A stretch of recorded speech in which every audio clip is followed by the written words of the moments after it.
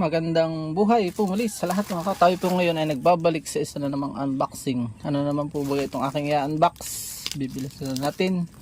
Nakabili po ako ng XRM Honda XRM Crash Guard. Ito po yung protection against crashing kapag emergency, mga aso nakaparada biglang bumaligtad, hindi magagasgas yung ating tawag dito, yung cover. Yun po yun, yung purpose po nito. At medyo may kamahalan nga po. Tingnan natin kung ang packaging na karton. Ito po ay metal siya, kulay black. Nabili ko ng 1.6. So ang titignan nyo po, tip ko lang sa inyo yung heavy duty kasi para sigurado po tayo na hindi tayo nakabili ng parang lata lang. Baga may mga tingnan at basahin nyo po yung mga comment.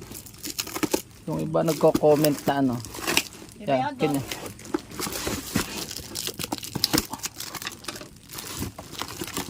Yung iba po ang comment ay nagamit agad nila, pero yan yan. Sana lang ay fit siya, ganda ng pagkakabalot. Medyo may kabigatan siya. Ang sign na maganda ay mabigat kasi alam mo na yung kanyang bakal ay makapal, may schedule yun, schedule 40. Yung pagka ordinary ay di magaan. At kagala ko po ibalita yung restaurant ng aming si Honda Motard ay nandito na.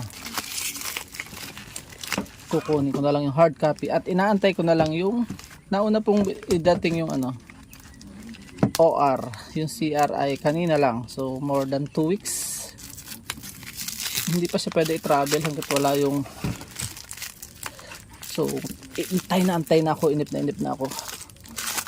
Gusto ko yung meron siyang, kasi yung nasira na, may sarili siyang tornilyo kasi mas mahaba ang kailangan, yung dati maigsi. So yan, okay yan.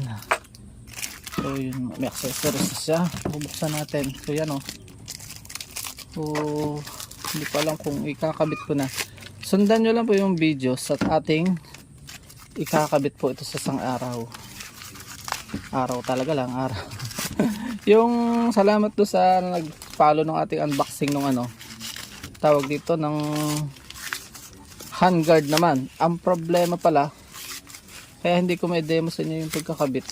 Ako ay hanap kung saan ko ikakabit. Yung pala may kulang pang bracket, may bibilhin pa ako yung bracket. Kasi ito muna ipapakita ko sa inyo na ikakabit ko. Nakaganon pala siya. So huwag muna natin galawin yan at napakahalaga niyan.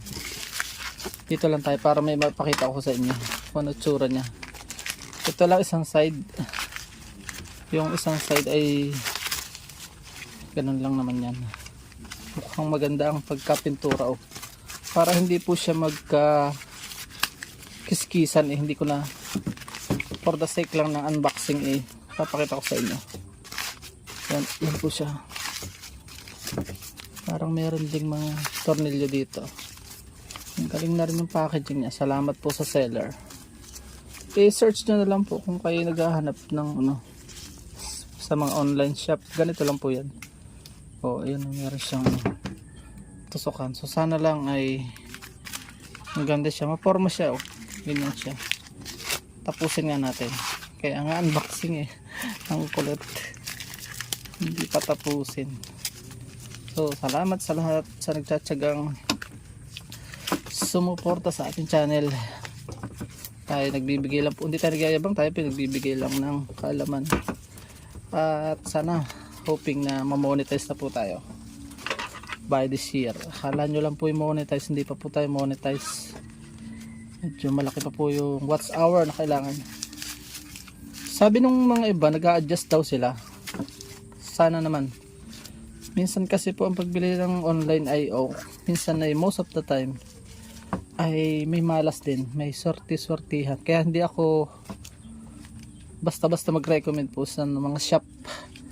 Kasi baka ang binili ko ay okay, sa inyo ay hindi, edi medyo sasabit po tayo doon. Ako ang papahiya po. So kaya take your own risk lang po talaga sa pagbili sa online. Ganun lang po yan. So tayo naman hindi nag-aahinte. So yan oh. Ang ganda ng kanyang ano.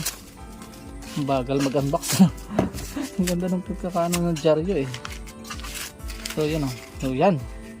So walang gas-gas. Ito yung importante. Pag may gas-gas agad ay kaya ang ganda ng pagkakabalot. Papasok po agad ang kalawang. At pag pinasok na po yan ng kalawang, magre-repaint ka na. Yun na, doble gastos na.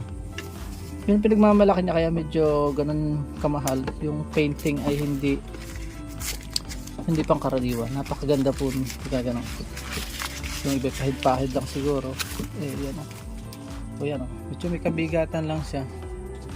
Hope na ito ay tumagal at magmat. Siguro kuya adjust dito lang. Kaya naman siguro ito.